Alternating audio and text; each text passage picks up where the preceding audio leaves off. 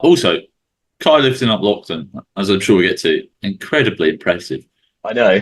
No one's going to forget where they were when Kai lifted up Lachlan. I didn't remember Big Dog just being slammed into that wall. I'm not sure this is a great precedent to set because the fact that I have no idea who's going to be on there means it's very difficult to know what questions to ask whoever's going to be coming on. Well, I'm never going to tell you, so Oh, okay. It's all right. It's well, in that case, the podcast listeners will suffer. well, you know, So you said we have yeah, we have two guests joining us today. yeah. I might sort of my mentality is pre-merge. It could be anyone turning up. Okay. Oh wow. Oh no, surely not. Surely we haven't got the Hello. There you go. hello. Guess number one. Hello. Guest number one. Okay, all right. It's a good start. That's a strong Number start. one.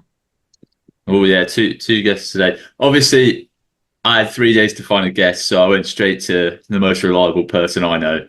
Um, What, me? yeah, Oh, thanks. That's So very then you kind.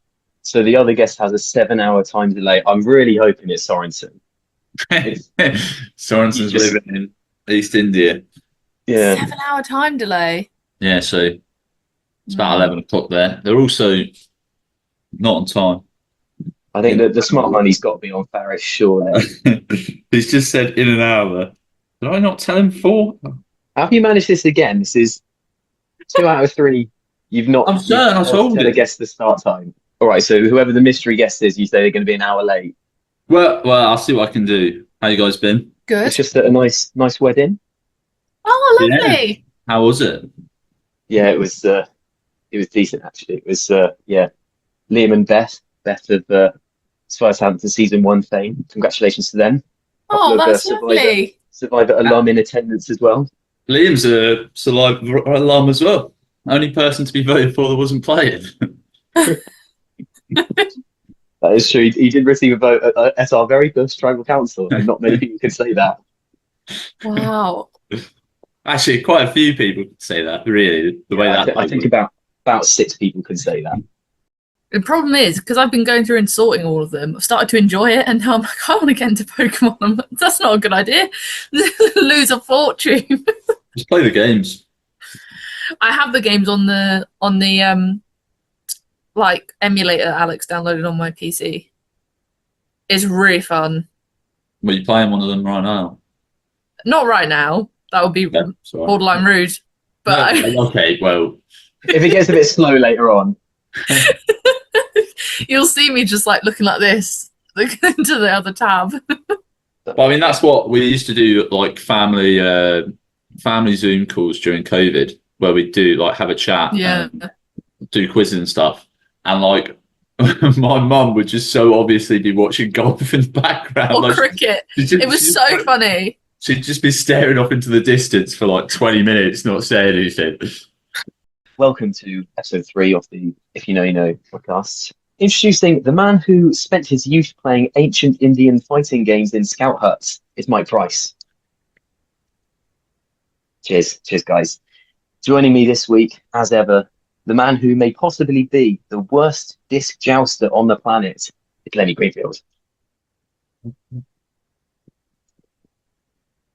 Guest starring this week, the woman who could lift up your morale in a similar way to Kai lifting up Lachlan is Lenny Greenfield. Sorry, it's Lizzy Greenfield. Oh dear. Oh dear. The woman who could lift up your morale in a similar way to Kai lifting up Lachlan, it's Lizzy Greenfield. Hello. Great intro. There we go. Yes, loved it. Cheers, everyone. Will you And let me do the intro on one of the weeks? yeah, Cool. you can Exciting. do it from now on if you want. Oh no, just once. Oh, okay. How are you doing then, Lizzy? I'm good. I just actually had a wedding on the weekend just gone as well. My friend's second wedding. Yeah, a bit Uh, greedy, isn't it? it is That's quite greedy. impressive. Second wedding to the same woman, but one in India, one in England. Uh, Yeah. A real like Jack Halkyard milking the milking the whole wedding thing. I mean, every speech was like, "Oh, how many more weddings are we gonna have?" Nice. Just relentless. I'm assuming they're done now. I think so. But yeah, I spent quite a lot of time with Lil Dog over the weekend. Wasn't expecting that. Yeah, Interesting. With who? with Big Dog's younger brother, Lil Oh, Dog. That was very exciting. Played a bit of Mahjong. Me, Lil Dog, Kelly, and Divya. Nice. very Yeah. nice. I'm not sure who was on my team for the sports day. I don't think any of them were. Did I tell you about this? No. The most so we were told in advance that there would be some form of sports day on the day after the wedding. So we'd have the wedding on Saturday, and then the next day people would regroup and be divided into either team bride or team groom for the sports day. I was expecting and kind of hoping for a giant schoolyard pick, where I was really hoping to be picked really early, which is why on the Google Doc that they made us fill out for which sports we could do, I ticked everything in the hopes that that would give me a better chance of being picked earlier in the draft. Yeah. I would have so loved that feeling of being stood in a line of about 80 people and being one of the first few picks. That would have been incredible. But they did it all over email, so I knew in advance which team I was going to be on. I was on Team Bride, so I was on best team. All right, fine. Never an issue being on best team.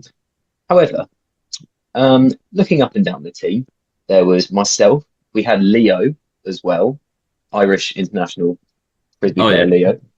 Then I think, with one or two exceptions, pretty much every other person that I knew that was going to be at the wedding somehow found their way to Team Groom. So I'm not really sure how that ended up. And I know that most of these games were going to be sort of, like primary school egg and spoon sort of things. So there wasn't a lot of athleticism involved anyway. But the teams were so it was ridiculous. Team Groom was so stacked. I don't know how it ended up being team. It was like all of best school friends, and every frisbee person, with the exception of Lenny, Ben Bingham, who was on my team as well. Oh, come on. Yeah, he was my partner in the three-legged race. Quite big height differences for a three-legged race.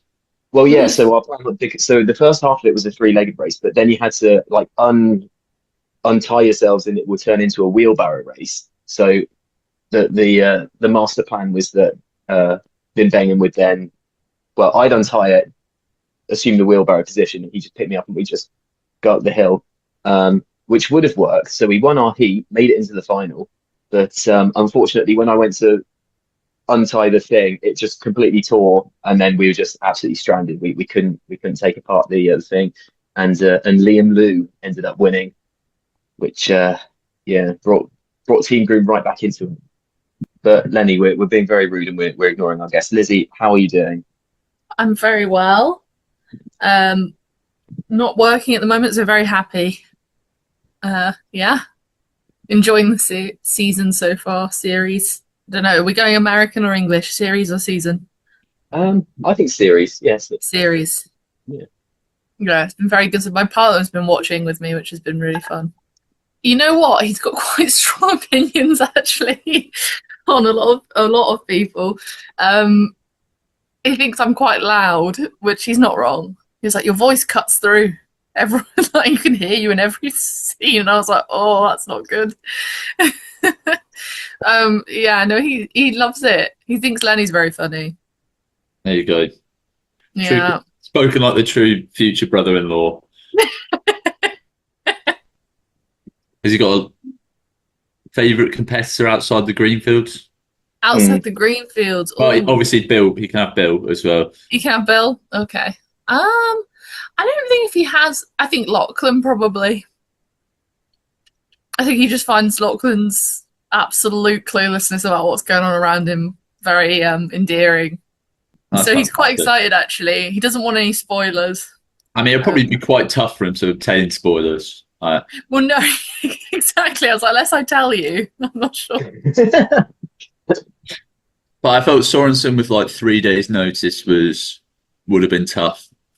Yeah, that's true. Oh, Oh, speak the name and he'll appear.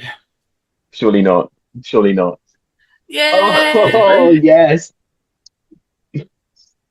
Why don't I introduce our new guest? And finally, joining us The man who you could never make choose between Ben and Noel. It's Faris Scam. Oh, how lovely to see you guys. Oh, lovely. Let's Sorry for see the telling you hair. the wrong time. Very sorry.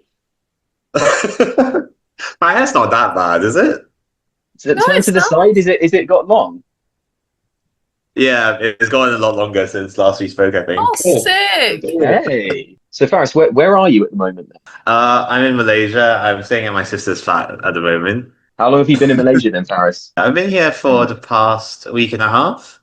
So I left Okay. the UK at end of July. So yeah, been here a week and a half, just getting settled in. What, are you moving back or are you just holidaying?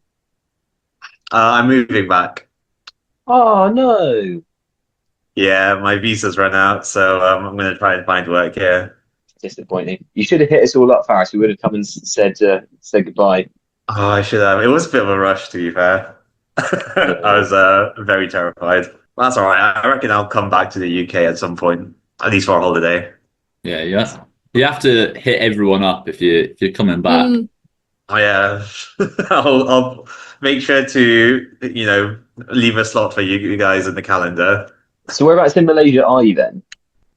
I'm in KL, moving back to JB tomorrow, but I reckon I'll be flitting in between the two cities every now and then. Are you looking for a job there or have you got something lined up? I'm still looking at the moment.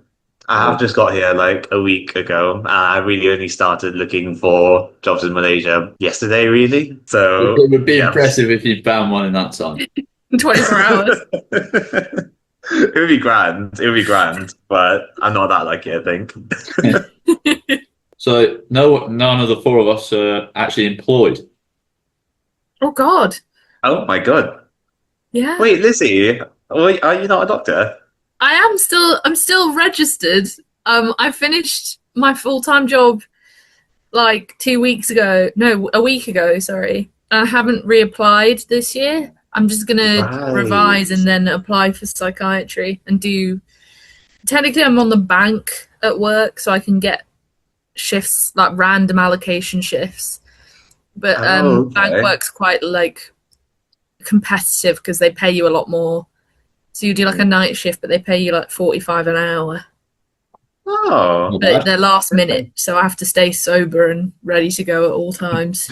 Well, lucky you're not a That's a raging shame. alcoholic. Yeah, So- because couldn't be me, Lizzy. Couldn't be me.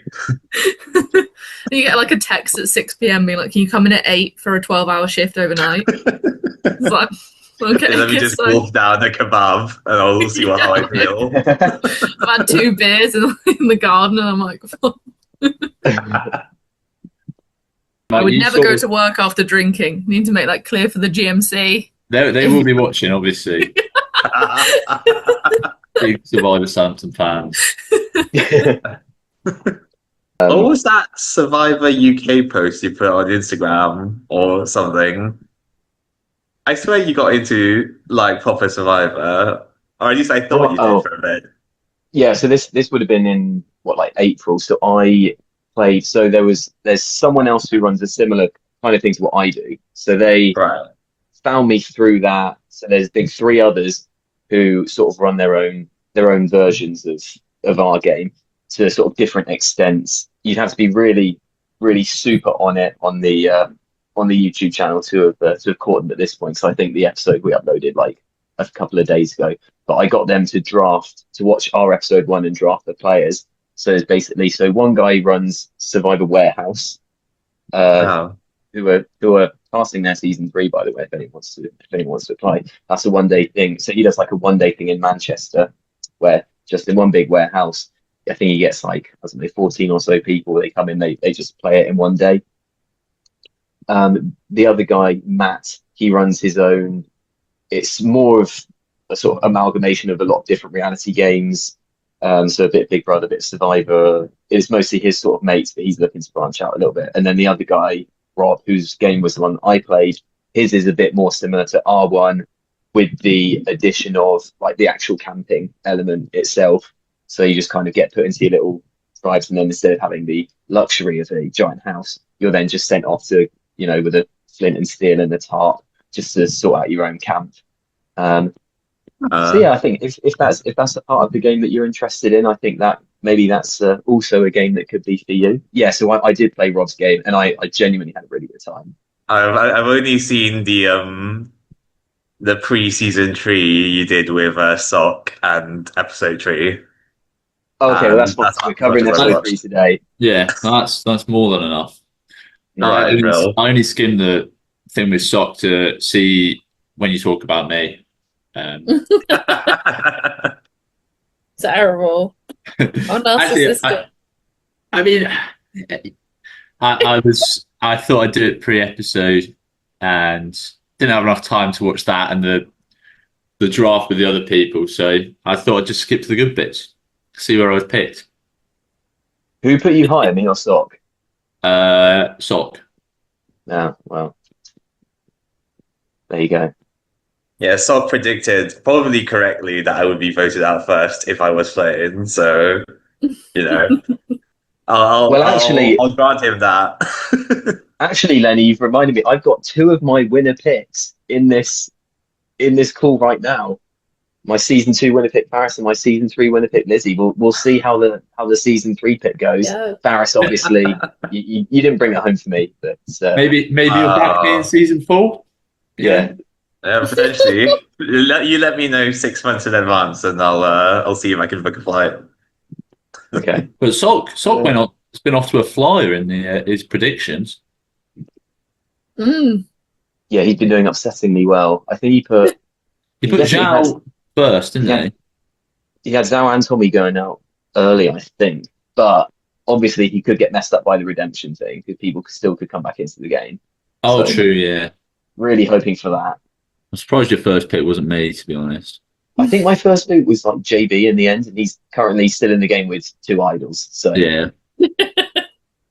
it's not great for you. looking great for me. Yeah. I think Noel sent me a message with something along the lines of, "Why is Mike so bad at predicting?" Season 1, I nailed it, and then I've just essentially been retired since then. It's so pathetic.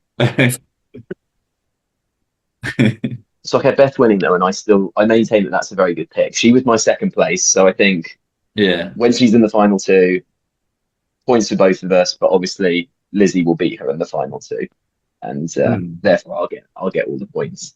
Or final 3. No, absolutely. There's no final 3. There's never a final 3. Final 3s are lame.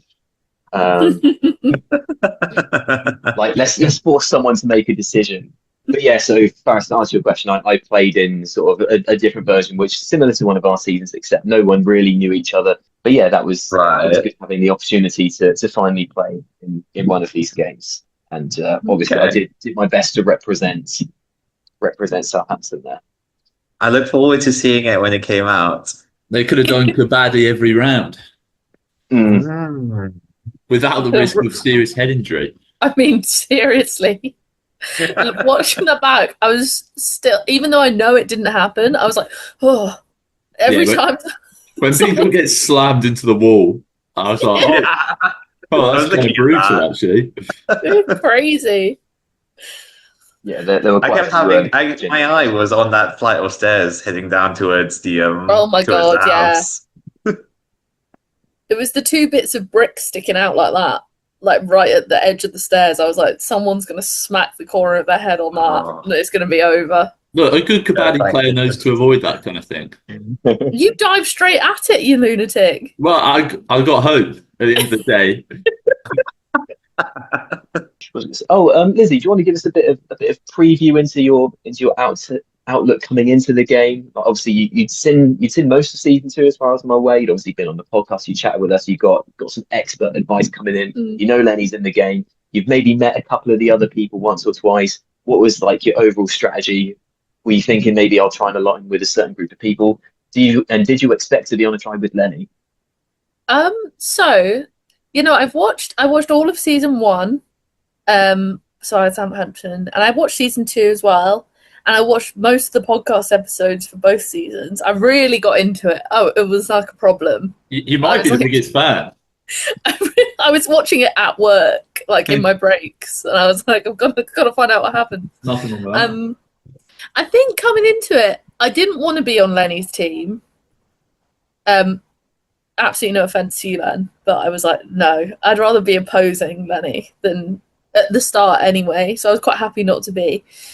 But I think my strategy was, I think a lot of new players talk about like voting out big players as like their strategy, and I was very much like, I'd rather cling to a big player and be a bit more like of a loyal sort of lapdog and like go through that way. That was my thoughts initially, is like find someone good or a group of people who are good, who are in with each other, and just go with what they want to do, at least initially, and just sort of throw digs out at Lenny every now and then to try and get them on side. To be honest, if I take the mick out my brother, they'll love me. a great strategy.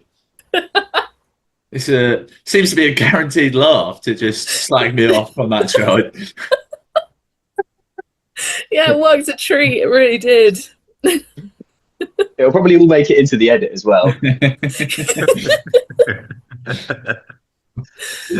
Yeah, Faris, obviously, what some of our viewers may not know is that you were, of course, you were part of our crew, which is well documented. But you were also our first reserve in case anyone dropped out, anyone couldn't make it at the last minute. We would have relied on you to step in. How do you think you would have fared on this particular season? Oh, incredibly poorly. I think so. Right. I would like to think that I would be going head to head with let's say Zhao and Tommy for who's not gonna get voted out first.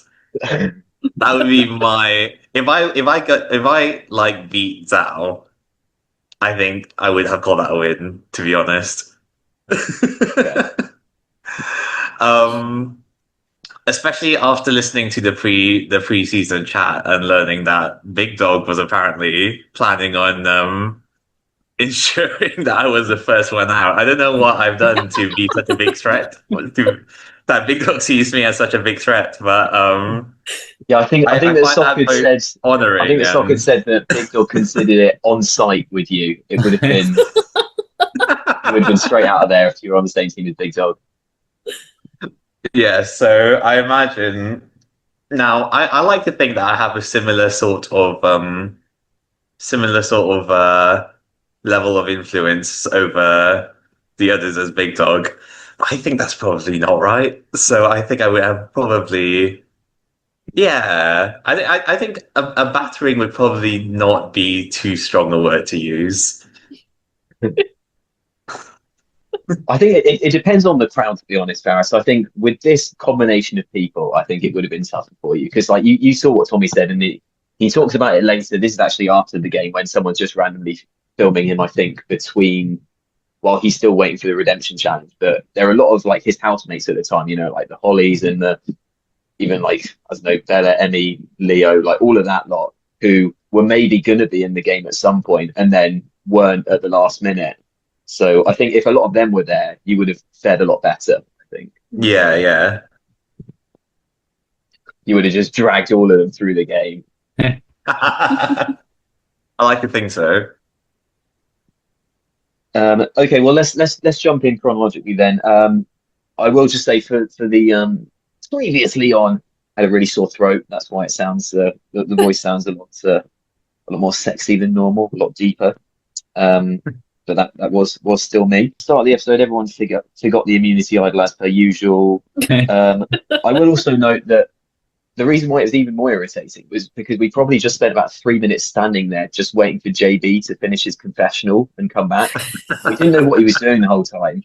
So we stood there for a good, like, maybe 3-4 minutes, and it's hard enough to wrangle that group anyway. Then he eventually walks in, it's just like, hey, finally we can go. All right, sweet, okay. Welcome to the immunity challenge. Okay, no one's brought it down. We've had 3 minutes where we've all just been stood there. No one's even thought to bring it down. So that's why it's even more annoying. And I think this continues to happen just throughout the rest of the pre-merge when we still have that, the tribal immunity. So, yeah, good job everyone there. It was quite sweet how Oscar ran for it, though. Do you not think? I thought it was quite adorable. Just like, I'll get it. So kabaddi. Anyone have any kabaddi experience? Anyone ever played the beautiful game before? No, No. I don't That's think the So first time I've ever heard of it. I've ever seen it. Mm. I feel like I'd seen it on like an ESPN when I was about 10, kind of thing. Mm. I was aware that it existed, but I couldn't have told you the rules. apparently it's very big in Southeast Asia. Maybe Faris, you'll be able to play it at some point. See I'll, if there's I'll any look like up. clubs that I'll do look it. up a club near 2 me. years of kabaddi training before season 4, Yeah. because you better believe that challenge is coming back. Mm. Hmm. Right, I'll keep that in It, mind. I'll keep that in mind. I believe the idea is so in their version, so they cross the line and instead of just having 30 seconds, I think you basically have a breath where you have to be saying kabaddi, kabaddi, kabaddi, kabaddi, kabaddi until you tag someone. And then again, you have to make it back. Obviously, we were struggling for space, hence it was a little bit more tricky to manage.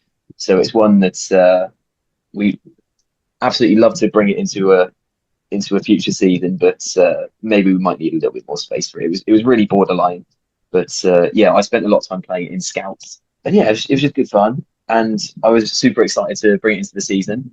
But I realised that like all of you guys are massive, so I needed to put in like a disc jousting aspect to the challenge as well, just Yeah. to No, give I think that was the actually quite small good. people an opportunity Mm. to not get bodied.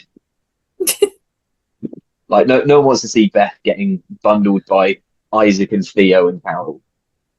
That That would have been horrible.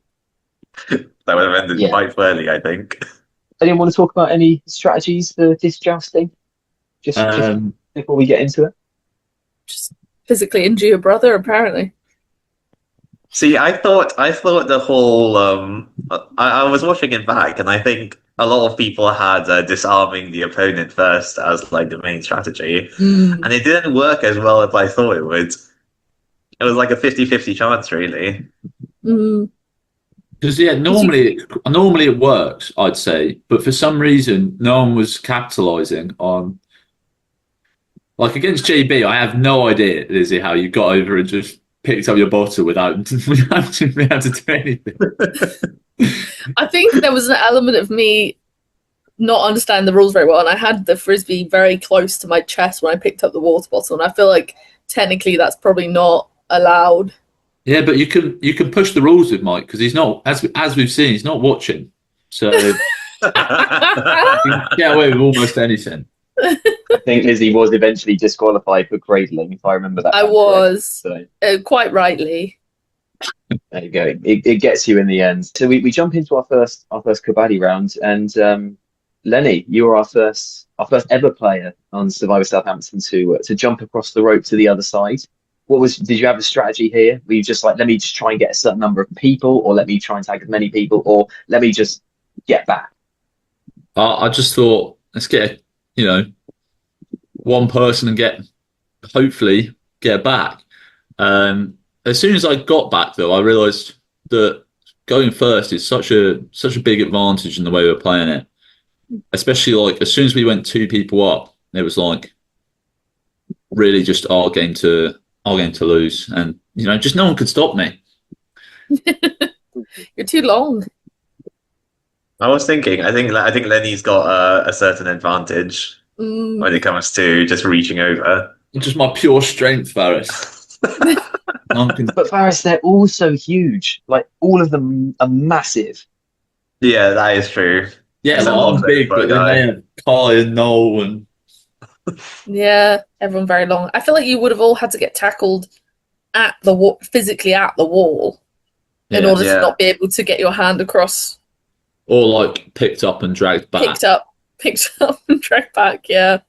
But like if you went round the other side and like sort of rugby tackled me, I don't think I think be it's much just up quite there. risky though, isn't it? Like if you're trying to like properly stop someone, I feel like you need like 3 of you at least to actually go for it. And then if Yeah. they get a hand over and 3 of you have touched the person, it's not great. No, it's not. Yeah. But I guess I think going it's strong. first, there's no like. You might as well not risk That's true. really trying to stop anyone because you're just a player up. Yeah. Yeah, I think Straff had the right idea of it because every time it was him and two others, and someone was jumping across to his side, I kept seeing he kept like trying to circle behind him, and basically, I reckon he was trying to rugby tackle him away from the line Mm. just I to think it's stop what him you want getting to a do. It's just that handover. the space that they had wasn't quite deep enough. I think if it was a little bit more, then suddenly all of this comes into play. But there just Mhm. wasn't that much room. Most notably in the first one, Big Dog gets taken out by Lachlan, Carroll, and Isaac, slammed up against the wall. It was violent. I thought he was going to power through it for a bit, you Yeah. know. Yeah, he was He was on trying. his like yeah, he was on his arms. He was I Mm. fully thought he was going to crawl over. A great effort from the team. I love that I'm just walking around. It's so funny. You just stood there like examining it. Like it's just awful. Yeah, an exciting matchup between Isaac and Strath at the end, where Strath goes and hides in the hedge. I enjoy Faris behind the camera just cackling. Dying. Yeah, Yeah. I It's so good. I assumed, Mike, that you would have used your editing wizardry to remove that part of the audio. So I was quite taken aback when I saw it, and I knew I was watching it back before I sent it to you, to be honest, and I was like, "Oh dear, I am laughing quite a lot. I do hope he removes it." And no, apparently not. I mean, but it was good though. It was funny. What did he Yeah, shout? Did he shout he's trying to kiss me or something? He did, yeah, yeah, yeah, that's yeah. exactly what he yelled. Strath gave it a good go in a one-on-one. That's Yeah. always I almost had him. Yeah. I reckon if Straff got like more than just his legs, he would have got him. Mm. Also, if it was anyone but Isaac, who's probably the strongest person there on our team. That is also true. That is also Like, if that true. was Lachlan, I thought he probably had Yeah, him. I think you have a point there. You do have a point Yeah. there. Ooh, I think Kai and Lenny, I would probably consider the two people that I'd least like to go up against in a one-on-one in Kabaddi, and then I think Isaac would be next. Mm. Just because I think he's a bit shorter than you guys. Although Yeah. whenever I see him, I'm always surprised at how tall he is.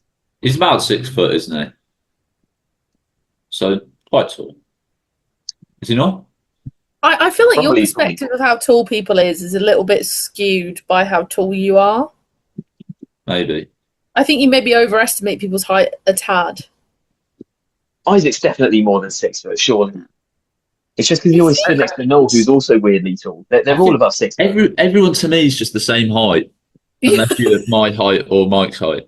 Everyone in between is the I same think height. they're taller. I think Isaac's taller than me, and I'm 6'1", so So he's probably 6'2". about 6'2". Yeah, I wouldn't say he's like 6'3" or anything like that. I don't remember him being that tall. That's the thing, because he's usually stood next to Noel. But they're all just so tall. That's the Maybe problem. he's just got a It real throws it off. small man mentality that just rubs off on you, and you don't. But it was quite nice because I felt quite short for probably the first time in my life. Because I'm quite tall for a girl. I'm 5'8". But it's quite nice to be around a bunch of people who are 6 foot something because I feel a bit less big. Right, okay. Yeah, no, all those guys are massive. Especially in the last one where I think it was Faris, you like zoomed in on the green tribe. Let me see if I wrote down who it was, but it was like Lenny, Theo, Carol, Isaac, and Oscar, who were all like a good Huge. 6'3". Maybe that's why I remember Isaac as shorter because it was compared to all of you. Mm. Like they're just absolutely monstrous. The only time you can ever get a good gauge of how tall they are is when I snuff their torches. Or if we're next to JB. Or Beth. So we get our first disc joust. We get JB taking on Lizzy, which results in a cradle.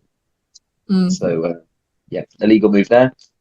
It was great when you were just holding up high as it. JB was just swiping at you. And I was going, ah! I kept screaming. What was I trying to achieve? I was just screaming and swatting with the other hand, like, ah!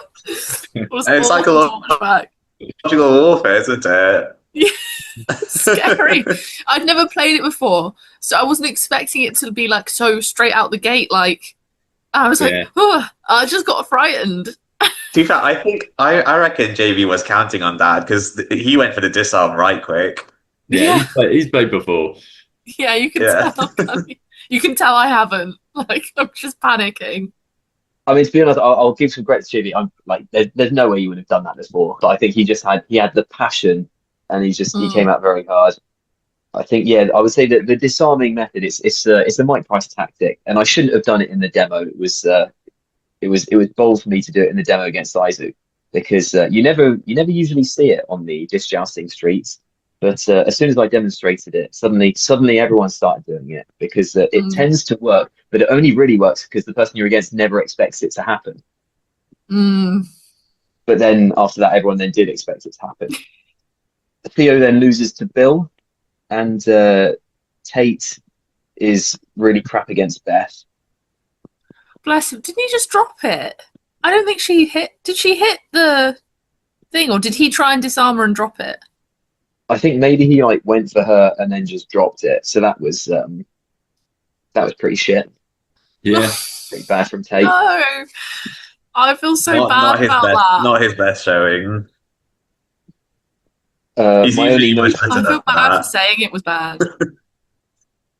my only note from all of these is that Ben, who was watching, yells to Bill to kick Theo's bottle away while Theo was obviously disarmed. The bottle was on the ground. This is textbook disc jousting. That's exactly what you should do.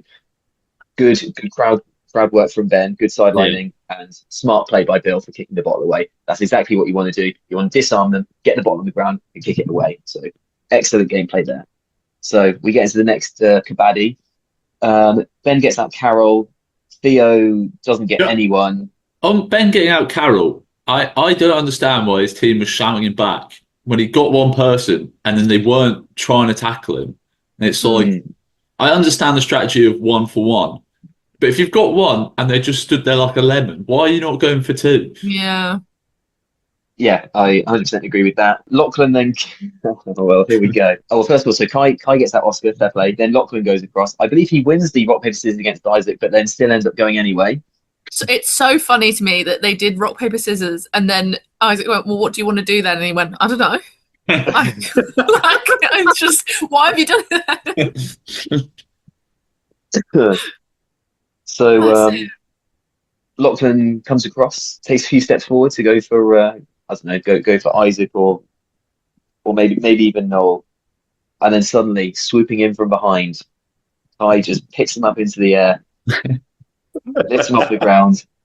His legs are flailing, and there's a beautiful like 1 second pause where Ben, Strath, and Big Dog and Noel all just kind of look just to be like, what should we do here?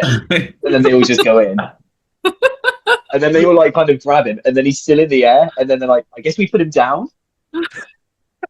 Probably could have just kept him in the air. Yeah, I think Kai had him, to be honest. Yeah. Kai's been benching. He's been benching weights far heavier than that, man. Yeah, so It's crazy that. great work. So Ben immediately runs and grabs the feet, Strath bundles on top. Lachlan, quite a lot of affection. At some point, I think Big Dog and Strath both kiss him. Strath starts tickling him at one point, which I thought was a bit harsh, and if anything would encourage him to wriggle more. Noel had quite a good quote. I don't know if anyone caught that. At which point we should probably note that this challenge was probably Noel Clark's all-time favourite, given what a big wrestling fan he is. I Yeah. think he's probably been waiting a long time to try out some of these moves, and he's finally been given license to. And he wanted to put Lachlan in an arm bar. I'm not too sure what one of those is. He was nearly there. I unfortunately did know what he was going for, and you can sort of hear it in the background. I don't know if you remember, Mike, but I was shouting like, "Call it, stop it." I was like, his arm, Watch his shoulder. I was like, his shoulder's gonna, I just had this like horrifying image of just hearing the pop. Oh, Like it was in my head, and I was like, we're gonna have to take him to A&E. Like, I was like, I was like, please just stop. You have him. Don't do this. He could have got out of it. He was this close to escaping. Well, Lachlan's quite lanky as well, and like there's every chance that he's got like more stretchy, like connective tissue wise. Like there's every chance that he'd be easier to like dislocate a shoulder from. So I was just watching with this fear building up, and I was like, Mike, stop it. Mike, call it. End it now. So Lachlan's then out. Then we see the Strack Isaac rematch, which is a bit less exciting, and Strack brings it home. Lenny, why did you not participate in the second round of Kibali? I don't know, but clearly I was the winning factor on that green team. The stark difference when I'm on the pitch and when I'm not. We were just, I don't know what happened. I don't know why I wouldn't have wanted to sit out because that first one, I absolutely loved it. So it must have just been that no one else wanted to sit out. I was like, oh, okay. Because realistically, I obviously didn't want to do the disc jousting either. Yeah, it's not going to be due to your skill at disc jousting. Yeah, as we see. So we go straight into the Lenny v Lizzy disc joust. And well, why don't you guys talk us through it? Talk us through the emotion of the moment. I think I should give you the courtesy of getting to start then. I don't know. I don't know if I felt that emotional about it. Obviously, in disc jousting, I'm sort of hoping I'm up against like a huge opponent. So at least when I lose, it looks more respectable. I will say I don't think I've ever won a disc jousting game in my life, and I've probably played it up to about 40 to 50 times at this point. I always lose, and I thought it was probably going to be the same. So yeah, I felt quite bad about it. if you broke the rules and got away with it. I said, do you want to go again? And you declined the offer, and it was a sincere offer to replay the match. That's the thing. It was too sincere. It made me feel bad. So but I felt bad as well. So it's if it was anyone else, they would have been arguing, and I would have been all for the redo. But just because you were so nice about it, it made me realise I was just being a prick. So I fear that might just be my tactic generally. I think people just back down if you're sincere. Yeah, no, it's a great strategy. It wasn't meant as a strategy. I don't think you should be allowed to throw the water bottle and hit something that isn't the disc and get away with it. Just hit someone's arm. I did feel terrible about it. I mean, it doesn't look like I felt terrible about it because I was showboating at the end, which is the most cringeworthy thing I've ever seen. It was awful to watch back. I was like, oh my God, get that off. It was terrible. But I really wasn't going for your arm. I hope you know that. Yeah, no, I assume, but doesn't mean it's in the rules. Well, I offered you a rematch. There's not much more I can do. If you want to decline that because you think I'm being too nice, that's all on you. No, I was probably just already with my next joke for the start of the next round, just throw his head. Yeah, I knew you wouldn't drop it as well. I was like, great, that's going to be a thing now. I will say, rules-wise, I think what you did was completely fine. I don't think there was any issue at all. And also, I'm pretty sure there was a confessional from you this round, Lenny, which I ended up not including because I think you'd said it in a later round and I didn't notice it when I made the thing. But you also say, yeah, it was completely fair and I was just complaining just to try and get the ref on my side. So I think you even acknowledged you were completely bullshitting. Yeah. No, watching it back, I stand by the original call. If I dig it out, I'll throw it in here. Terrible at disc jousting. I was trying to complain to the ref, even though it was an absolute fair call. I think it's less egregious than the later rule break that Noel gets away with. Oh, he steps back over the line. He goes over the line and comes back. It's against the rules. It's against the rules. He puts his toe over the line. I intimidate him greatly because of the presence I am, and he cowers back into his own half. If we'd lost the challenge, I would have been fuming. He absolutely, there was no issue at all with what he did there either. Okay.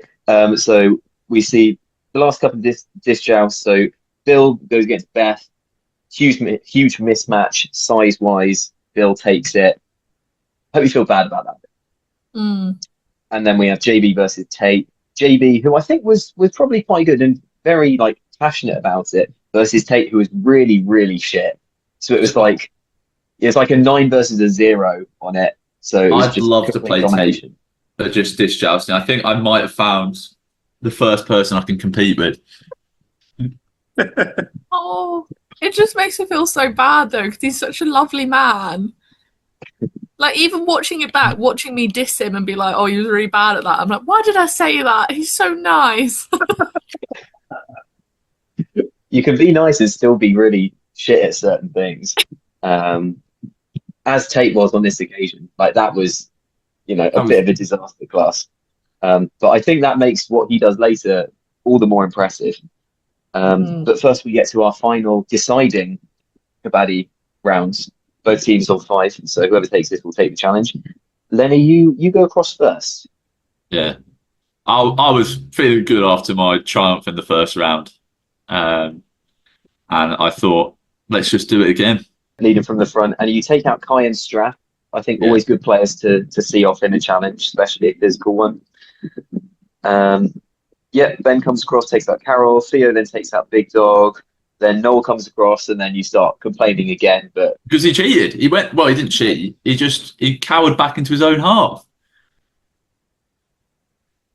It's not complaining. That was genuinely a rule break. You are so much like our mum. It's absolutely hilarious. It's like the competitiveness mixed with the like. If someone breaks the rules, that's even if it's like you're like, well, absolutely not. You remind me of her so much. What are we doing if we could just disregard rules willy nilly? But is it more about intention and impact? Like, did it have much impact on the game? No. Was it intentional? No, but it could have had impact. If Noel then takes out like 4 people. It's a completely different story. Yeah, but he didn't. That's the key. As it happens, I put in a hell of a show and drag him back to his own half. But okay, so Oscar's the last one to go, and he successfully takes out both Ben and Noel after a little slip over. But that's the win for Team Lacerta. So the green team takes it. Faris, what was your thoughts on the challenge as a whole? Oh, I thought that was one of them. I think that was the best challenge of the entire tournament, to be honest. I quite enjoyed watching it. That whole thing with Lachlan, that was like probably the most fun I had that weekend. Which I'm sure you guys noticed by watching the video back. I think he was the perfect person to be picked up like that as well. Yeah, it just would be Lachlan, wouldn't it? Yeah, it just would be. Of course, I'm quite biased towards Kai, so I greatly enjoyed that. Were you rooting for Kai, Faris? Was there anyone else who you were pulling for at this point in the game? Oh, well, with mainly Kai. Earlier in the tournament, I was kind of rooting for Tommy. Well, I didn't think he was going to do very well, but I was rooting for him. Lachlan as well. Really wanted to see him go far. Okay, so we now come into the strategy portion. Lenny, I mean, watching back as someone who was not involved in this strategy, what did you hear about? Did you find out that this vote ended up in a tie? Is this kind of how you expected that it all went down? Honestly, I didn't think it would be as close as it was. We must have heard afterwards, but I think there's no way we thought it would have been so dramatic, really. So we begin with Strath, Big Dog, and Noel, who get together, and Strath's like, okay, he tells everyone about his vote banking advantage, and his plan is that he's going to bank his votes throughout the pre-merge if he can, and then use them in the post-merge to take out a big player, presumably someone from the other tribe. First of all, do we think this is a smart plan from Strath in terms of just the vote banking itself? Do we think it's smart to just try and bank as many votes as possible in the pre-merge? What do we think to that? I think it was probably a good, it was definitely a good tactic for this particular match, because I think it was pretty clear, at least at the beginning, it looked pretty clear that the voting was going to be unanimous for Ben. So I think that was smart on his move. I don't know about later on in the tournament, but yeah, I think the strategy is sound. Yeah, I'm not sure about the strategy of telling other people you're doing it. Yeah. I think I would, definitely bank the vote if your name's not being brought up, but it seems a bit foolish to tell people you've got it. Yeah, Lenny, we're in round 3. You've banked a vote already. Have you mentioned it to anyone at this point? No, I think people know I have something, but I wouldn't go around advertising what it is. Very you. Lizzy, were you aware of Strath's vote banking advantage, or the news hadn't reached you at this point? No clue. Absolutely nothing. I think I look a bit useless in the strategy talks, to be honest. I'm just there nodding whenever anyone speaks to me. Yeah, but that's like reasonably good strategy. I didn't think I had much else like to offer other than to do that, if I'm honest. But you know, Well, I think you're one of our key decision makers this episode, Lizzy. Yeah, I think quite by accident. Well, not fully by accident. I think I knew I wanted to stick with big players, like I said at the very start of this. So it looking like we've got Strath, Big Dog, and Noel shaping up against Ben, Tate, and Kai, and it seems like both sides are sort of aware of this. I want to talk about Big Dog quickly because, first of all, Kai puts the target on Noel, saying Big Dog is not a ringleader. What do we say to that? Lies and slander. yeah, I think he hasn't watched season 2. Yeah, you can never count him out. But I think Big Dog does some very smart stuff here because, first of all, so he sorts out the plan with Strath and Noel. We got our target. We got Ben. Sweet. He then goes over to Ben, and I think was Kai the other one with him. I think probably. He goes over and he's just like, "Good. I wanted to talk to you guys." Ben then says, "What were you talking about over there?" And Big Dog just bats it away. And it's just like, that's a private conversation. But I think we should take out either Noel or Strath, immediately diffusing this idea of the three of them working closely together, sort of putting someone else named. So even like the counter vote, even like the minority vote, won't be on him. It will probably be on either Noel or Strath. So I think he does a lot of good things here. And sort of takes the target very much off himself and makes out that he's sort of working with them. Because even throughout the rest of the strategy round, like Ben's still not 100% sure whose side Big Dog's on. And I think for part of it, Big Dog's still not 100% sure, but he gets there in the end. So we've got our two sides that are formed. But Noel gets to Bill and Lizzy first to put out Ben's name. Lizzy, if Ben had come to you first and put out Noel's name, do you think you might have sided with them this round? I don't think I would have. I think even at this stage, I was very, like, I wanted to stick with Noel and Strath. Like, just from the off. Because I've watched the previous seasons. And I was very like, I don't trust myself with... I don't trust ganging up on a big player. I just... It fails all the time. Like, in the seasons I've watched, it just doesn't work most of the time. It was a bit targeted, that one. I tried in season 2. But like, I just felt like I probably would have heard that from Ben and then gone straight to Noel and been like, Ben's pushing your name. But I think I would have just ratted straight away. I think I had a very clear idea in my head of what I wanted to do. So it was more from the... Do you think it was more from the pre-game of just having... Because obviously Ben played season 2 as well. It's more from having seen them in previous seasons, or was it partially from on the day? Like Noel and Strath were both big presences in the challenge as well. They were sort of leading the team. Was it a bit of that as well? I think that was part of it. And I think, honestly, with Noel, a lot of it is that I just had heard a lot more of Noel from Lenny. Like, some of it is just the social side, right? Of the... Like, just knowing someone a bit more and then finding it easier to speak to them. Was Noel the only other person you'd met playing? As in actually physically met? I think so. Yeah, because you met Noel. Because I met him at your house. Yeah. So I do think that had an impact somewhat. And Noel's very personable and very sociable, I think. And Ben is lovely as well. But I don't think me and Ben chatted much. I don't think we had much chance to like develop like a social connection. Do you know what I mean?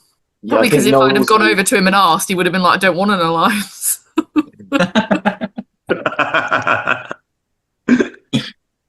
Well, he's a bit of a lone wolf, so... He is. He's a loose cannon. He's a lone wolf.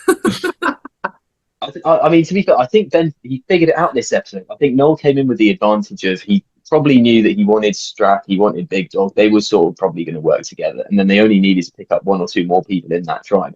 But Ben sort of had to get in there figure out that, okay, Noel's not going to be going with me this season. Looks like Strath and Big Dog are open to him. Okay, now I need to start picking up all of these numbers. Now I need to pick up Kai. Now I need to pick up Tate. At the start, it seemed like his head wasn't on straight, but I think he probably needed Tommy in this round to.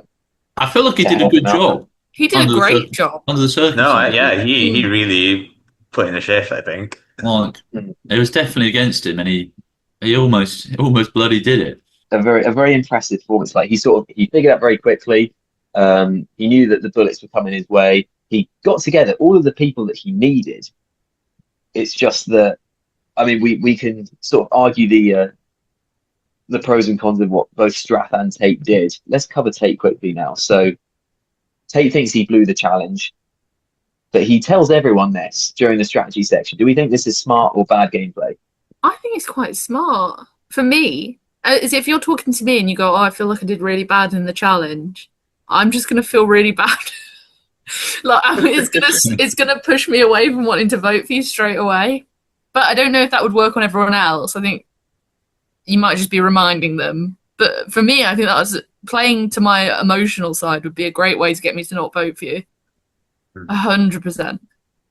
I think it was. I don't think it was a good strategy on his part, to be honest, because people can be ruthless. That's true. And I feel like you're sort of painting a target on your back, especially in those early rounds. Yeah, don't single yourself out. Right at the start, it's not ideal, but I think then it's more impressive because I think pretty much everyone at some point says, "Yeah, obviously Tate completely screwed up, but I don't want to vote for him."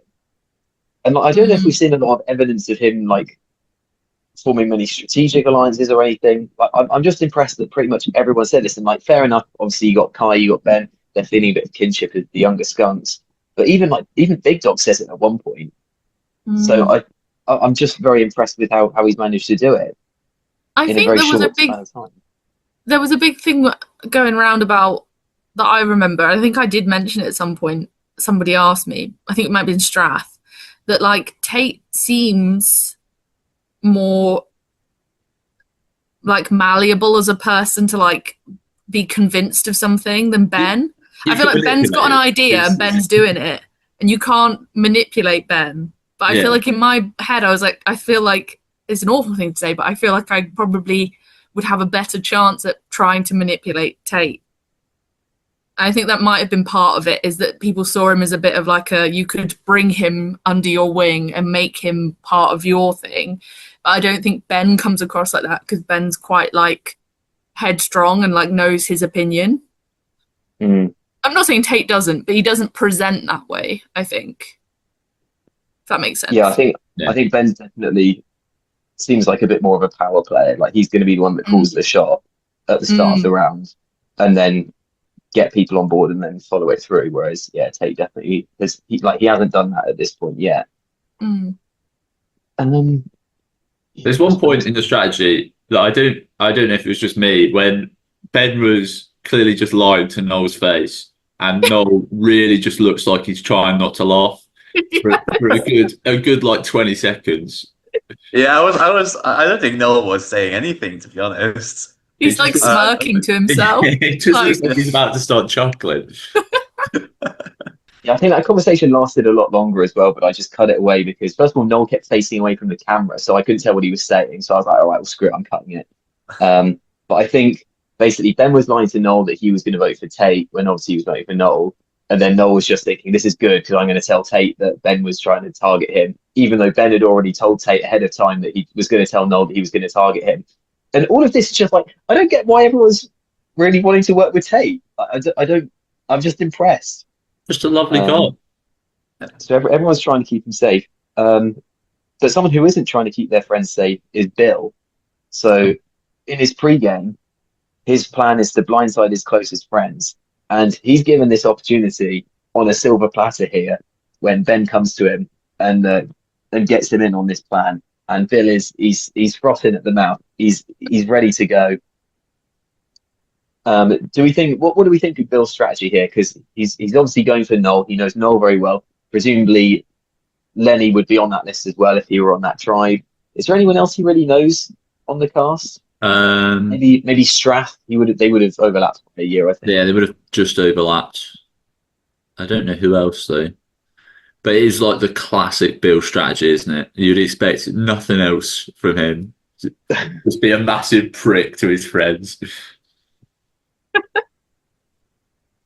What do you think of this strategy, Faris? This is somewhat reminiscent of your plan in season 2, from what I can remember.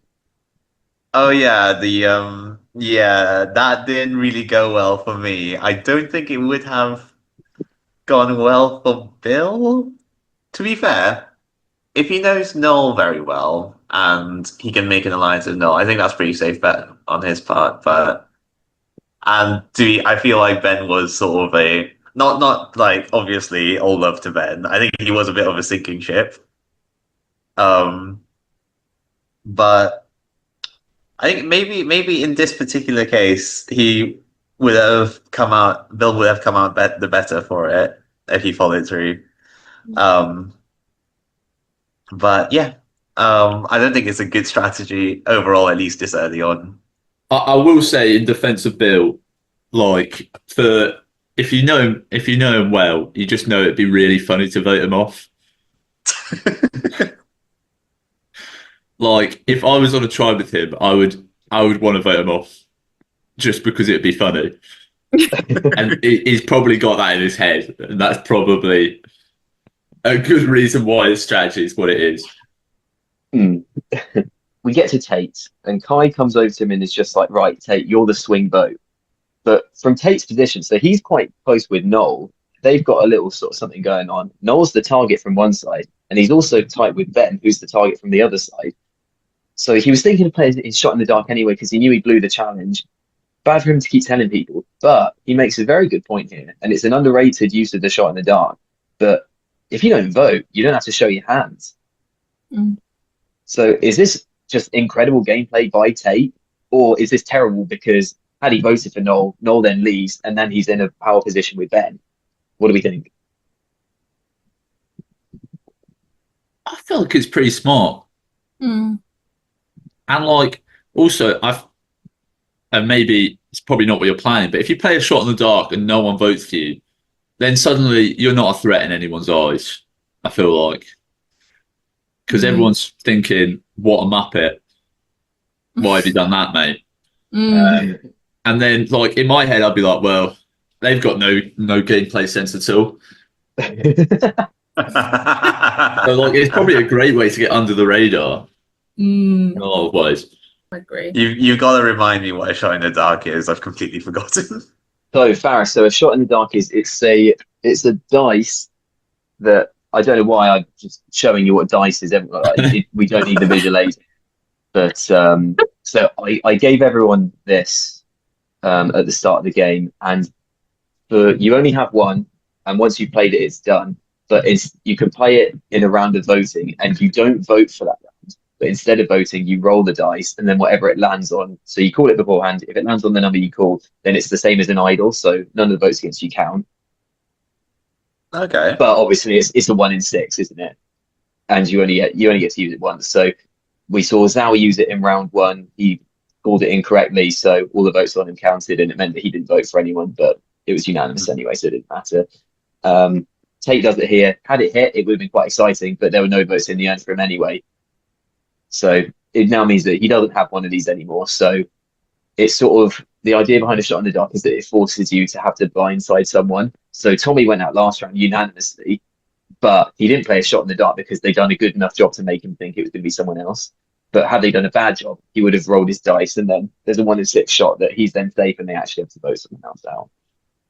Okay. So I think it's a fun little wrinkle on the game. They added it in season 41.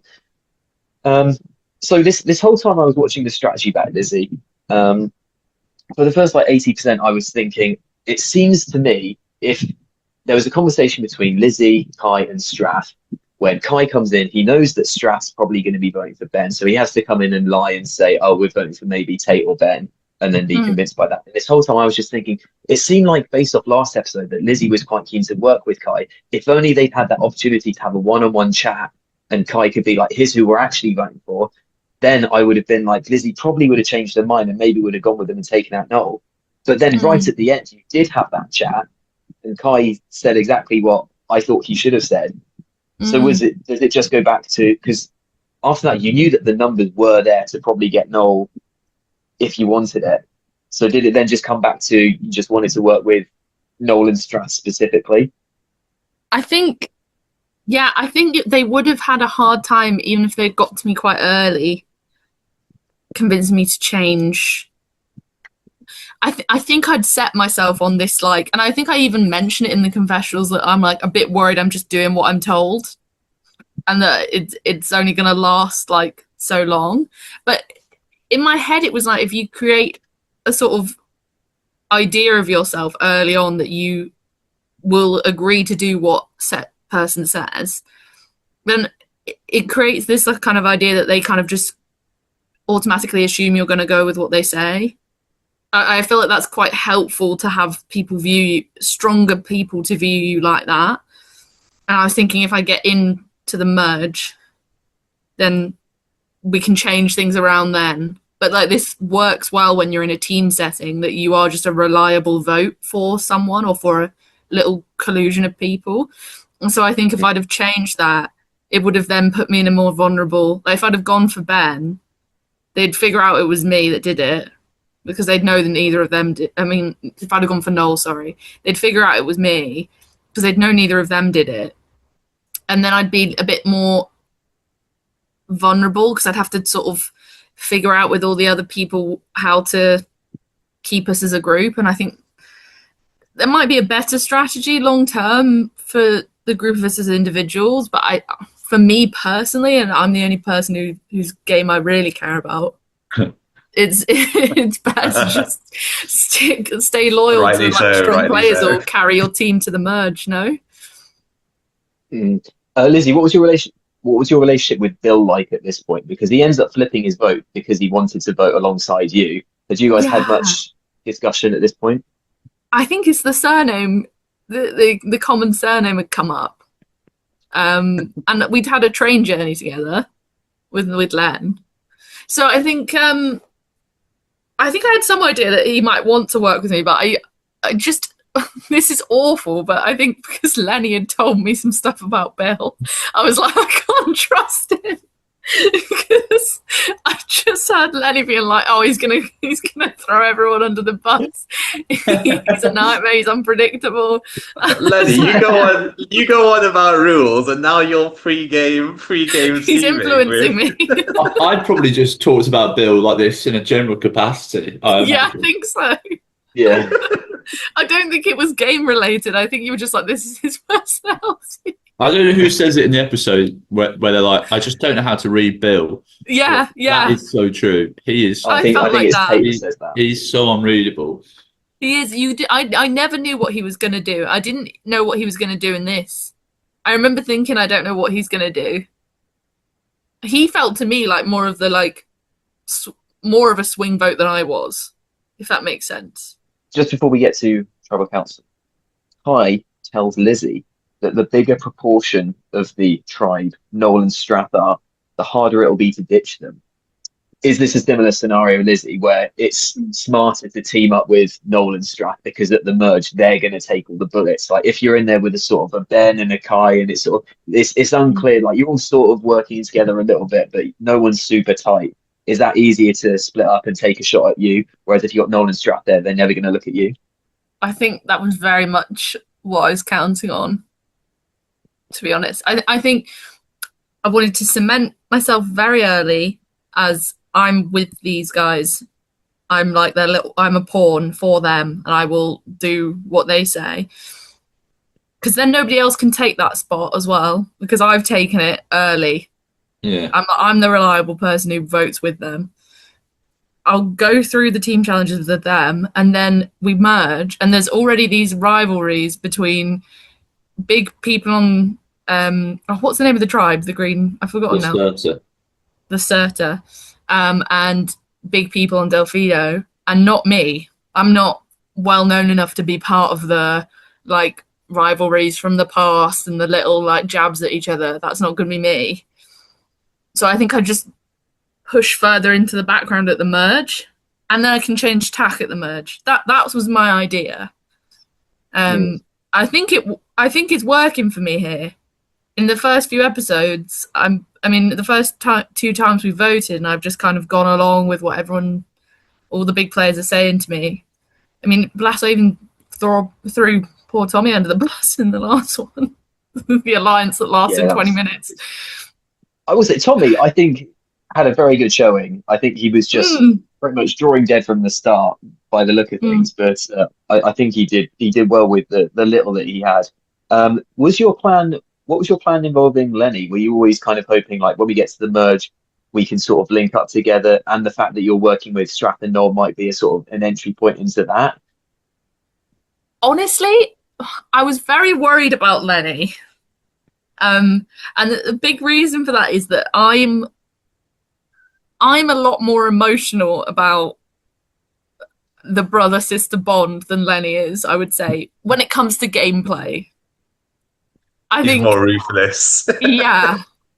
And so I was a bit worried about getting involved in anything that was directly involving Lenny in case I got too emotionally attached to the situation.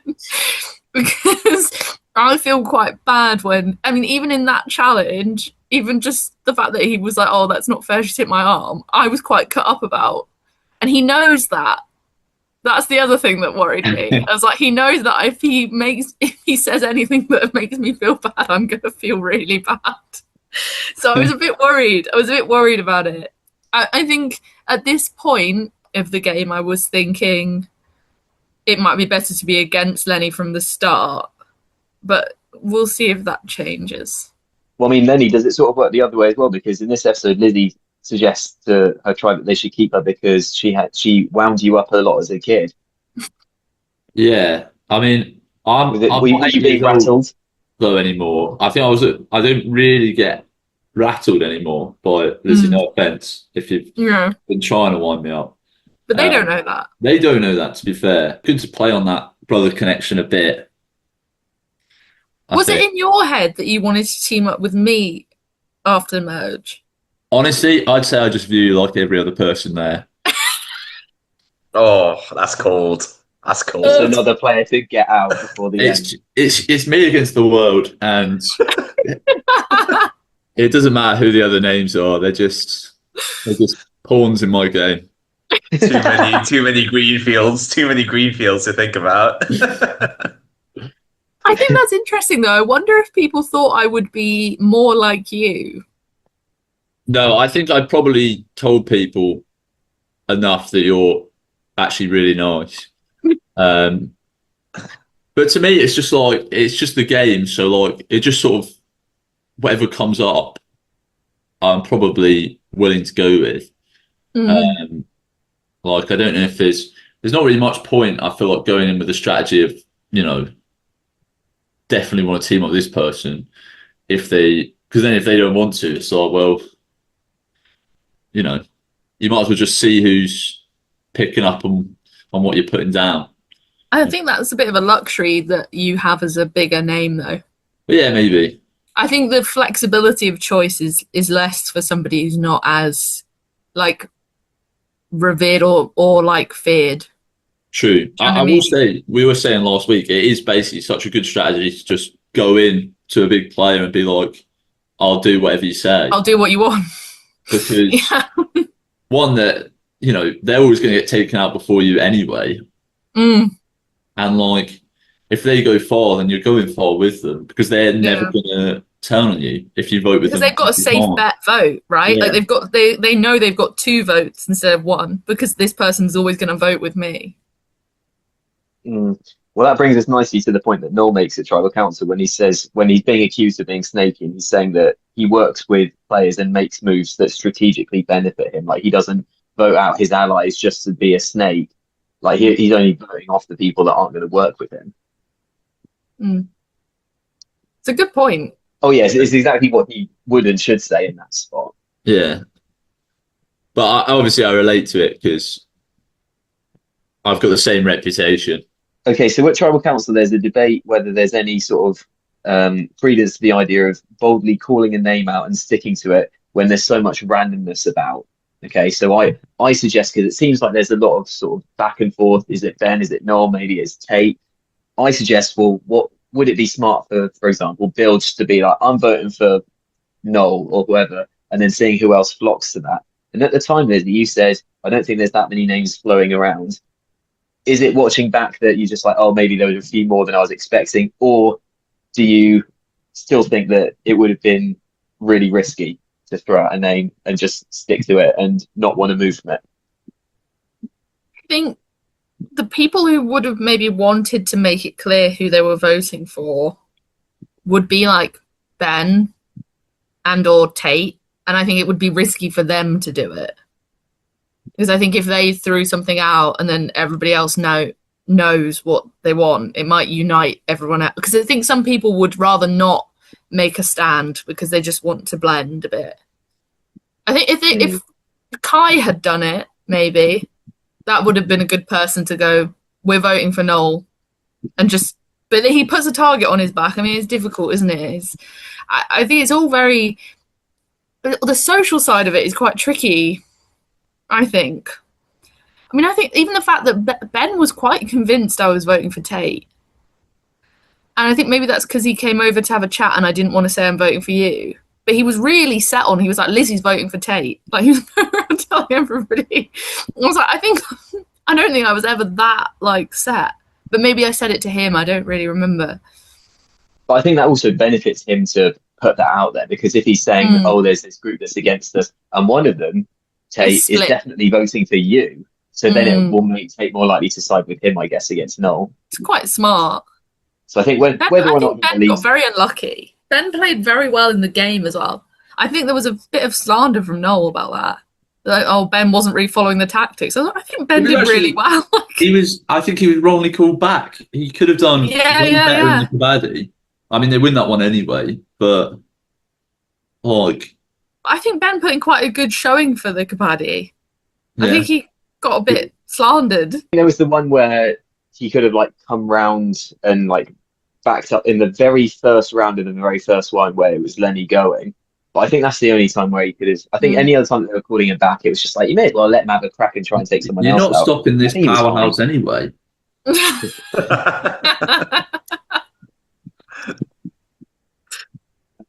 What do we think of Strath banking his vote here?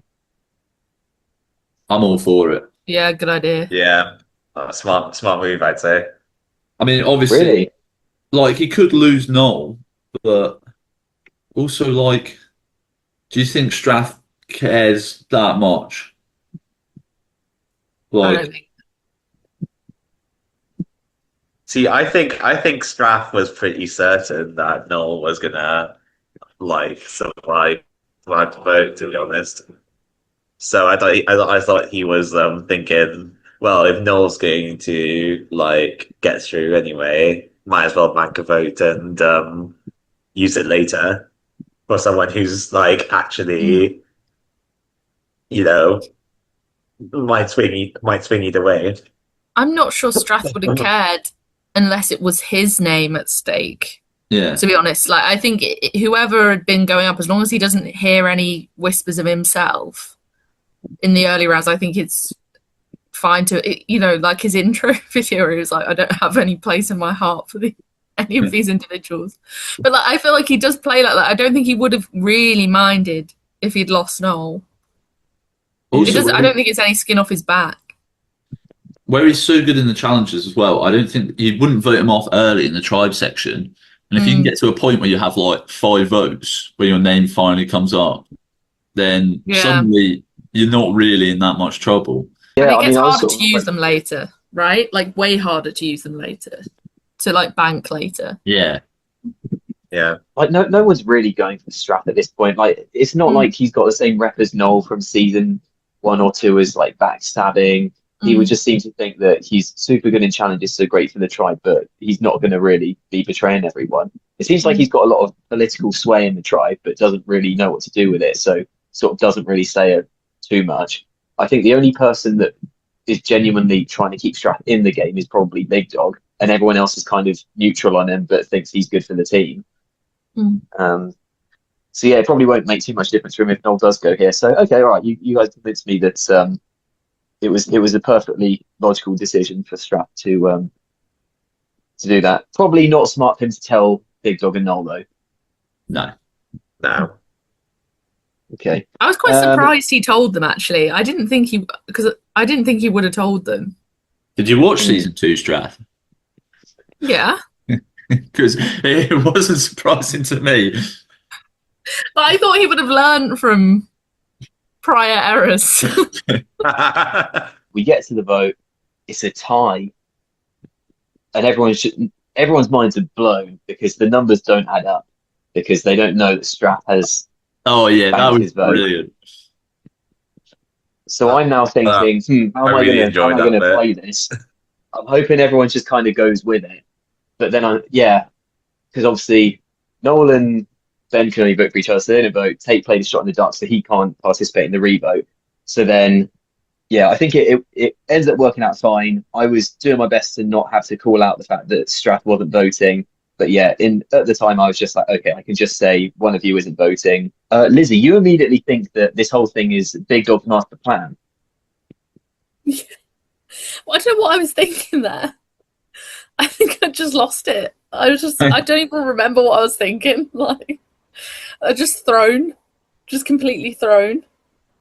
Were you particularly suspicious of Big Dog? Were you coming in from watching season 2 being like, this guy's the mastermind, he's got something up his sleeve at all times?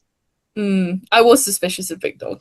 Like, when I say I was allying myself with big players, I was talking more Strath and Noel. Like, I felt like Big Dog scared me a bit. Like, do you know what I mean? Like, I just thought, and I think as part of it genuinely is, again, it's like the social game aspect of it. I think Big Dog doesn't really know me, and I didn't chat with him that much outside of game tactics.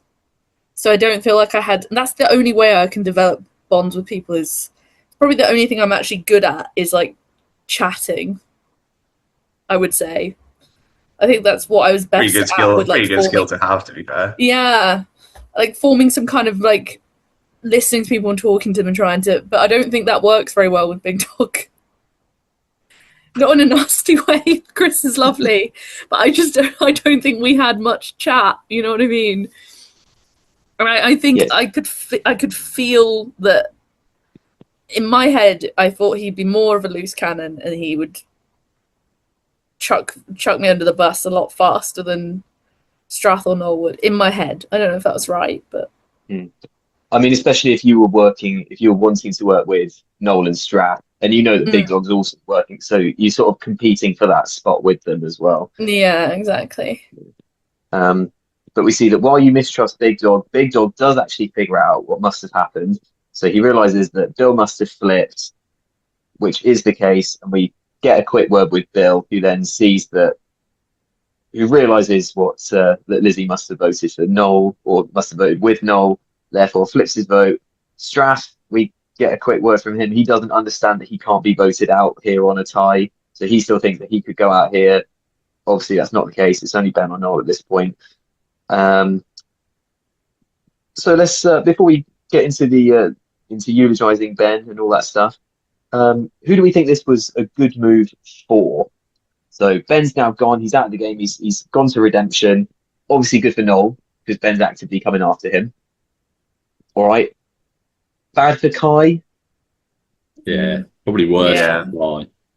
Bad for Kai. Probably bad for Tate, right? Given that he's next on Strat's hit list. But do we think he's close enough with Noel that maybe he'll get away with it? I think maybe. Yeah, it feels like Kai's in the firing line now, doesn't it? Yeah, that I wasn't think feeling too good for him. Kind of bad for Bill. Feel like he's revealed himself as a bit of an all over the place voter there. Well, that's if he gets found out, to be fair. I mean, Big Dog's clearly That's true. suspicious of him. I think it's great for me. It's just cementing my reputation. Was there any inkling as to which way Tate would have voted if he had not played a shot in the dark? Or only the man himself knows? Nothing for him from his confessional. When Tate's time eventually comes, we'll have to. That'll be our first question for him. That would be quite interesting to know because he would have been the swing vote in this position. Right, so this has been a very interesting round for me.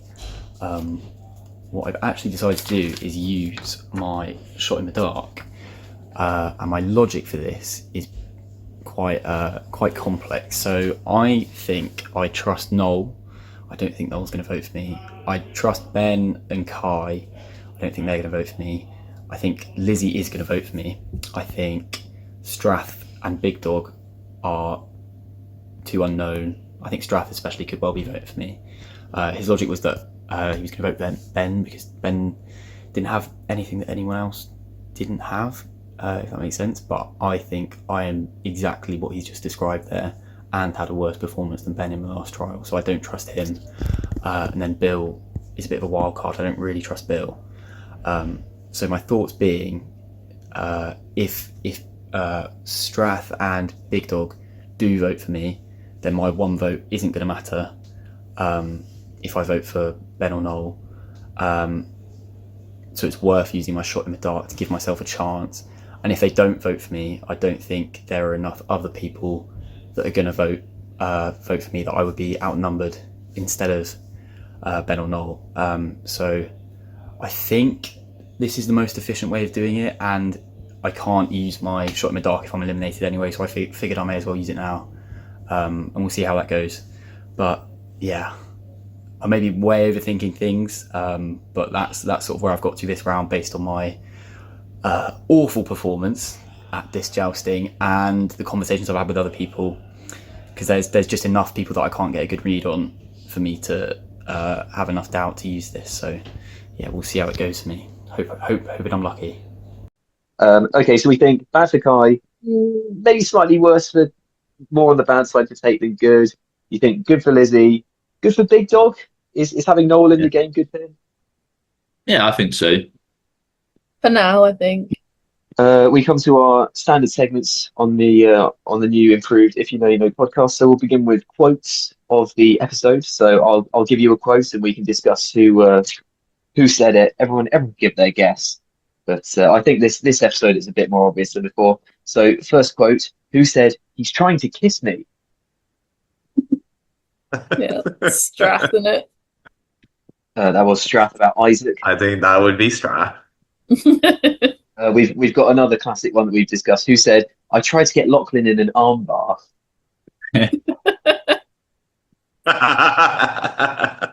Who said, you've got to win at any cost, even if you injure someone? I think that might have been me. Yep, that was our doctor. Yeah. So much for the brick.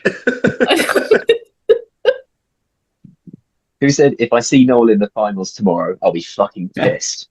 God, yeah. That cracked me up. That was so funny. That's a good one. You know, I can sympathise with him. Yeah. Who gave us our episode title with "It's Always the Right Time"? Oh, when was that? I can give you a clue. It was in reference to, so I believe it was in response to someone saying, is it the right time to vote Noel out? He would have said it's always the right time. Is that Who Big would Dog? say that about Noel? I feel like Ben? Ben would Maybe be my first choice. Mm. Or Kai potentially. Mm. Well, I'm going to give Lizzy the point because it was indeed Big Dog who said it. Was it? Oh my goodness no. me. Let's Good go. episode from Big Dog. And finally, our last quote here. Who said, great choice, guys? That would be our very own Noel Clark, I think. It was Noel just after being saved in the tiebreak. I believe a very similar thing to what he said after being saved by in a very similar circumstances in the previous season. But he's been there before. He knows how to deal with that. Okay, so we come on to our next weekly segment, which is gently titled Lenny's Loser, or what's the actual title? Biggest Blunder. There we go. Biggest blunder of the week. I don't mind Lenny's loser either. I think it's got a certain ring to it. Yeah. Good. What we're happy with Lenny's losing. We're good with that. Yeah. Okay, all Yeah. right. Lenny's losing. It's important to note that this isn't the overall LVP of the week. This is just a specific instance or moment that someone completely cocked up. A tough week, you know. It started out so big with that first week where it was just disaster class City. But, you know, this week, not as bad. Obviously, one of the nominees has to be Tate for, I think, the worst disc jousting performance I've ever seen. And that's coming from me as well. Like, just sort of forgetting that he had to hold it onto the thing in his left hand and just letting it fall on the floor when he was doing something else. I think. Obviously, Lachlan just getting completely swept off his feet. See, that would have been my choice, I think. Oh, so good. In a game where essentially everyone could make it back to the line, being dominated that badly. And then I think my final nomination goes to everyone at the end of the episode who was talking about who might have been voting for who and mentioned Tate as maybe voting for someone when he didn't vote and everyone knew that.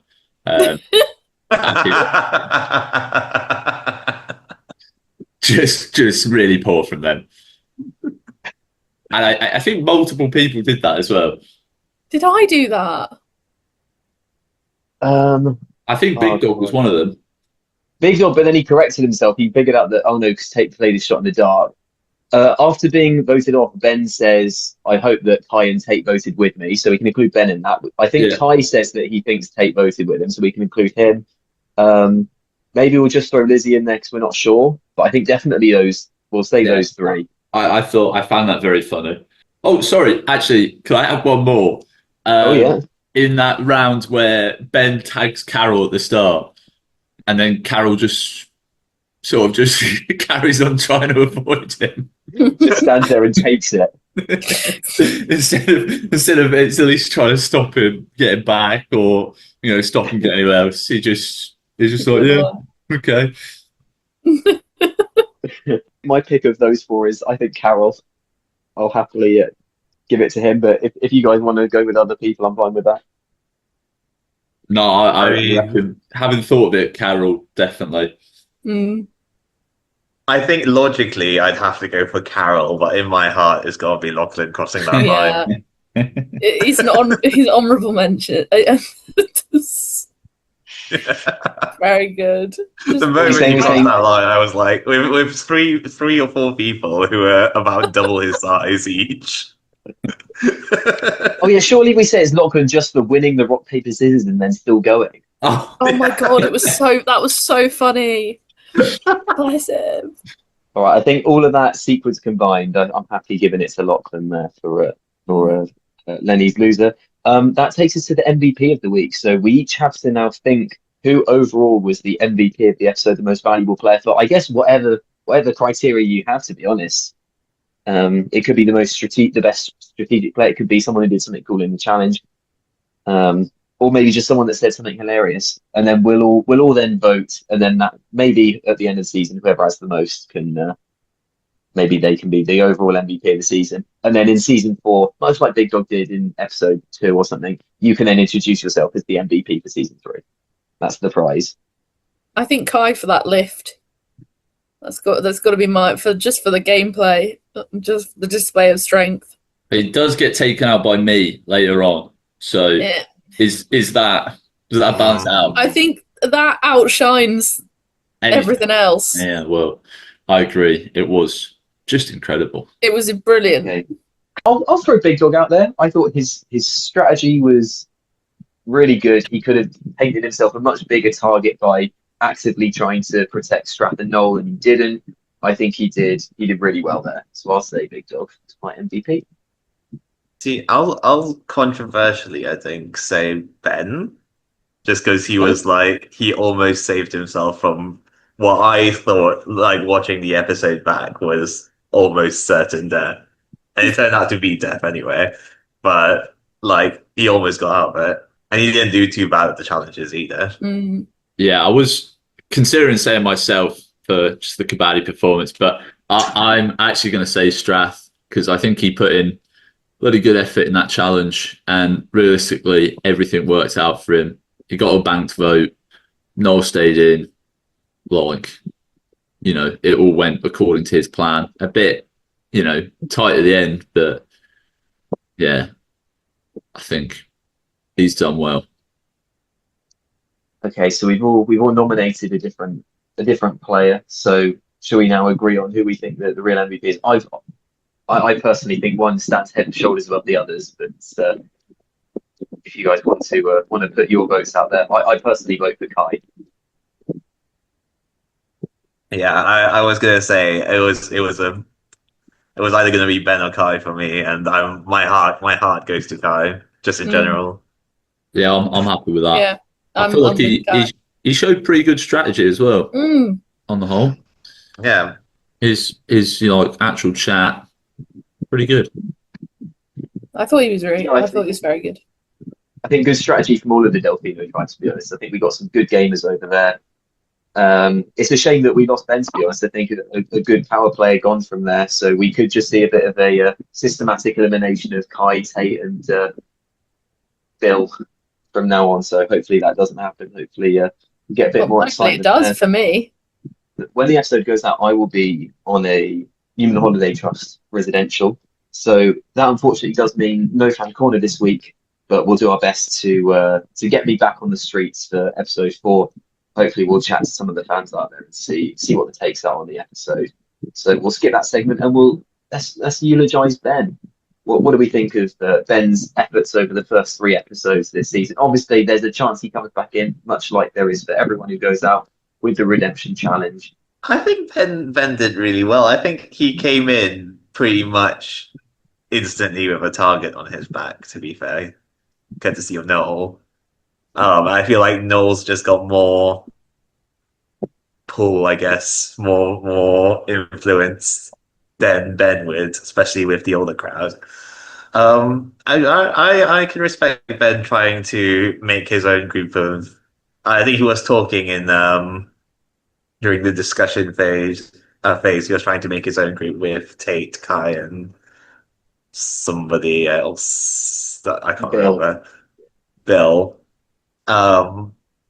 No, I think he did a pretty good. I think he had a pretty good showing of it. I think he lasted about as long as I expected him to. I thought Ben did really well because I think people were against him from early because, like Faris said, he had a target on his back. He did so well in this specific episode to rally a group of people to vote for Noel, and it was very close. He was very. I think he's very funny as well. I'm still laughing at that clip from episode 1 where he gets offered an alliance and turns it down. His intro immediately afterwards being like, "I need an alliance." It was just the funniest thing. I think in another game, if I hadn't gone in the way I went in with what I wanted to do, I would have really liked working with Ben. So it's a shame to see him go. First of all, does it look like heaven's open for me in the background? Yeah, it does. Yeah, what's happened there? Just a bit of the sun for you. Aren't you guys meant to be having an eclipse or something? Oh yeah. Oh, That's I've what's heard that. heaven, isn't it? Maybe that's what it is. No, I think it's the opposite of what will be happening. It's post eclipse, maybe. Wasn't it supposed to be at 6? I think Ben's just a fantastic character. Sorry. There you go. Yeah, I think he gives unbelievable confessionals. Very funny, great to watch. It's a shame to see someone like that go out. Hopefully he comes back in.